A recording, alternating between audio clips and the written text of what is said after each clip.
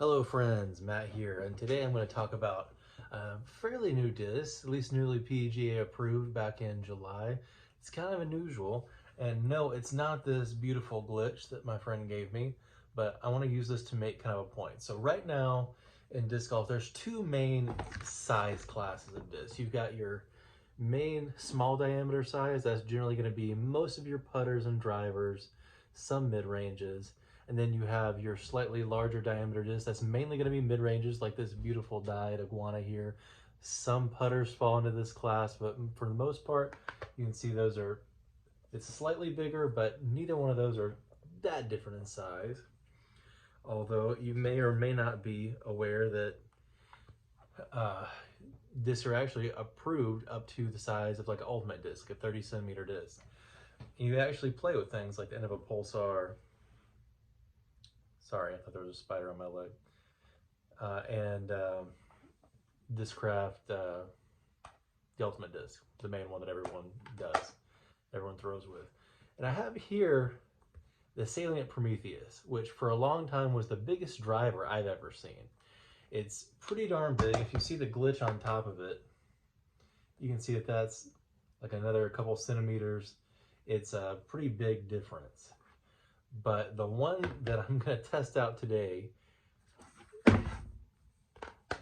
dwarfs even that. That is the Doomsday Bunker Buster. And look at how big that thing is.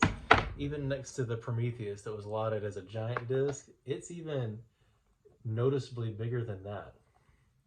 So this small pizza of a disc is brought to us by the mad geniuses at Doomsday Disc. It's a speed 7 driver. The numbers are 7.4, -22, and the profile is, yeah, it's about what you expect from something with that number set.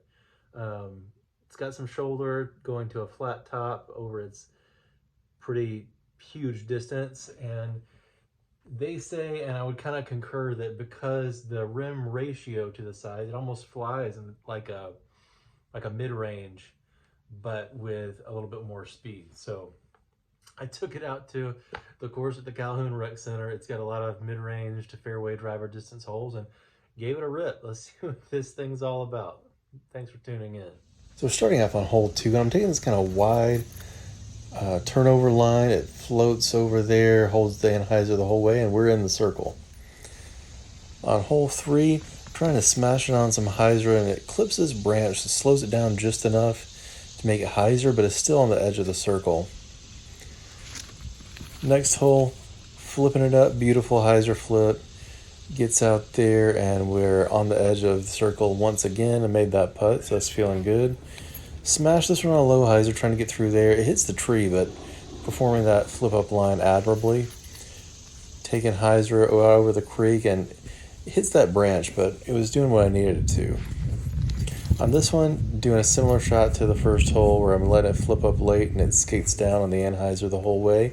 And on our final hole, I didn't push this one quite hard enough, but it flips up, rides over, runs out of steam. You see it kind of knife down to the ground. We're at circle 2. So I don't know how well you could see all those, but I hope you could. It's pretty flippy, really.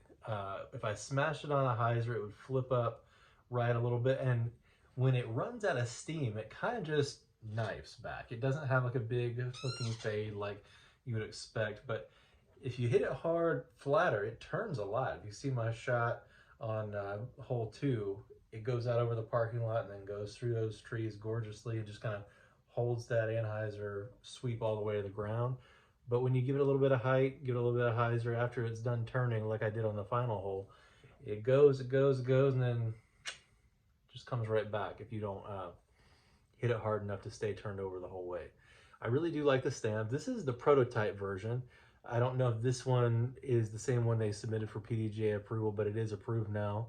And it feels pretty good. It feels kind of like a soft star plastic, like you see a lot of T-Birds and Eagles in right now. It's fairly durable. Got a couple dings on it from hitting trees and one little scuff from skipping off a curb, but overall, fairly impressed with the durability. It will not fit in my grip bag in any slot except for the top putter pouch. It doesn't fit in well in any slot bag I tried. And when I was trying it one round before I started filming, I did throw it in the creek and had to get it with my retriever, and that was god awful. I've got the golden retriever style on the string, and it barely fits in there. If you have one of the hook ones or the sticky ball, that's definitely the way to go to get this out of the water. But I think it's fun. I think it's interesting, and props to him for trying. I don't know if I would ever bag this disc, but I think maybe someone coming from an ultimate background that's used to a little bit less stable disc and giant diameter disc, they might think this is fun. So if you think it might be something you like, maybe give it a shot. It's a little weird for me, but kind of cool and really neat stamp.